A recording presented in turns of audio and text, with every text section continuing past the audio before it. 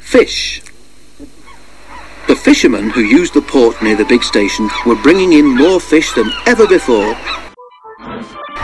Each day the sheds on the quayside were piled high with boxes. Much of this extra fish had to travel by rail, so the trains which Henry and the other engines had to pull became heavier.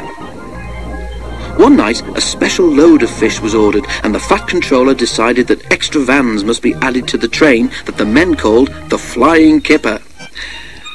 The only spare vans that they could find were old ones that had been standing unused on a siding for some time.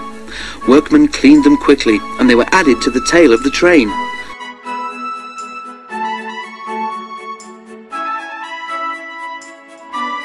Henry grumbled dreadfully about it, but there was nothing to be done. "You'll just have to put up with it, Henry," said his driver. "At least the extra load will mean we can have a banker up Gordon's Hill." Duck often waited at Edward Station so that he could help heavy trains by pushing behind. Tonight Henry made good progress in spite of his extra load. When they reached Edward Station, his driver stopped the train beyond the platform. Then, using Henry's whistle, he gave the special signal which meant that he wanted help up the hill. "Beep, beep, beep, beep," whistled Henry. "I need a banker, please." "Beep, beep," replied Duck. "I shan't be long." Duck buffered gently up to Henry's train.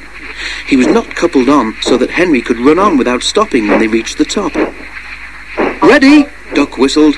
"Pull hard," puffed Henry. We're doing it," replied Duck. Henry was pulling harder than he thought. It was a dark night, and Duck felt the weight on his buffers slacken. Because of the dark, he could not see that Henry had taken the train on his own and was slowly drawing ahead. All trains carry a red lamp on the final vehicle to show that the train is complete. This is called a tail lamp. Duck's driver began to be worried. "There's no sign of a tail lamp," he said to the fireman, "but we must keep going." Duck whistled, but there was no reply from Henry. Henry, meanwhile, was going well, but his train seemed to be getting heavier. He had to keep moving, but he could not avoid slowing down. Suddenly, from behind him, there came a splintering crash. Duck's front bent and pieces of broken wood began to fall on him, one of them denting his funnel. He stopped quickly, and Henry, feeling the jolt, stopped too, just beyond the top of the hill. Over Gordon's Hill, a smell of fish hung on the air.